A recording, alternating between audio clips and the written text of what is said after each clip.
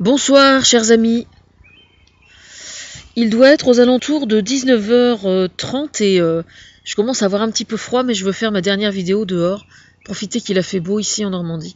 Le soleil a commencé à se cacher derrière les arbres.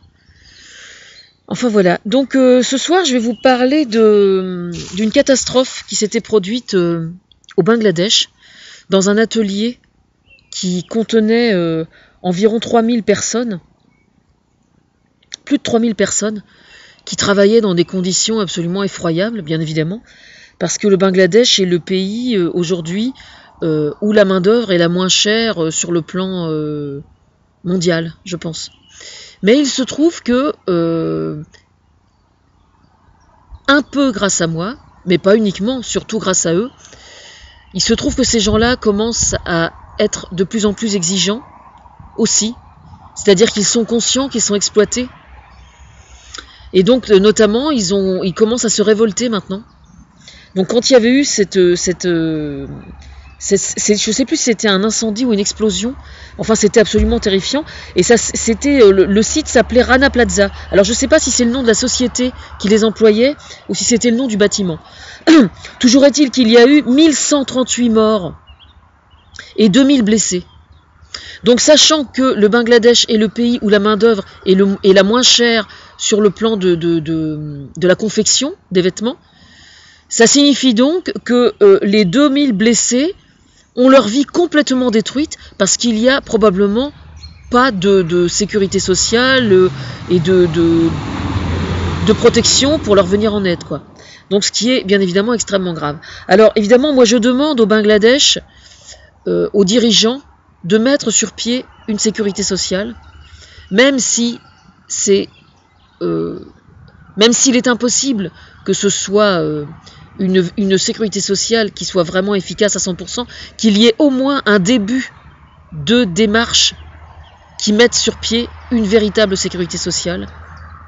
Parce que, évidemment, je comprends très bien le problème. Il va y avoir évidemment toutes les multinationales du textile qui vont aller chercher ailleurs. Maintenant, où est-ce qu'on va pouvoir exploiter d'autres personnes, voire en Chine, etc. Le problème, c'est que les endroits où la main-d'œuvre est la moins chère deviennent de plus en plus rares. Parce que c'est un des effets de la mondialisation et un des effets positifs dont je ne me prive pas de booster l'effet, bien évidemment. Alors, il faut savoir que sur place, il y a eu un fonds de créer pour venir en aide aux survivants. Alors, ce fonds en question, donc je pense que ça a dû se faire avec la complicité du gouvernement, et c'est une excellente chose. Ce fonds a entamé des démarches politiques et juridiques pour obtenir réparation de la part des marques de prêt-à-porter. Parmi les 28 marques de prêt-à-porter, il n'y en a que 10 qui ont répondu, ce qui est déjà pas mal. Parce que je pense qu'il y a 10 ou 15 ans, aucune marque n'aurait répondu. Alors notamment manquent à l'appel Benetton, Carrefour et Auchan. Donc il vaut mieux pour eux qu'ils se bougent le cul, parce que moi ça me dérangerait pas du tout d'organiser carrément un boycott, hein. Mais alors sans aucun scrupule, hein. D'autant plus que moi je suis conseillère chez Carrefour et toujours pas embauchée. C'est-à-dire que quand je vais à Carrefour, je trouve des fringues que j'ai décrites, que j'ai conseillées, etc., sans ne jamais avoir été embauchée. Donc je n'ai aucun scrupule à avoir, hein. Si je dois organiser un boycott, je le fais, mais alors les doigts dans le nez, hein. Je tiens à le préciser, hein. Voilà, Benetton, Carrefour et Auchan. Je vous conseille de vous bouger le cul, hein. Voilà. Alors ça c'est pour mettre le lien sur une pétition qui circule justement, une pétition où on a passé le cap des 50 000. On doit être autour de 75 000 signataires, ce qui est déjà pas mal, mais je pense que c'est bien peu par rapport à ce qu'on peut faire.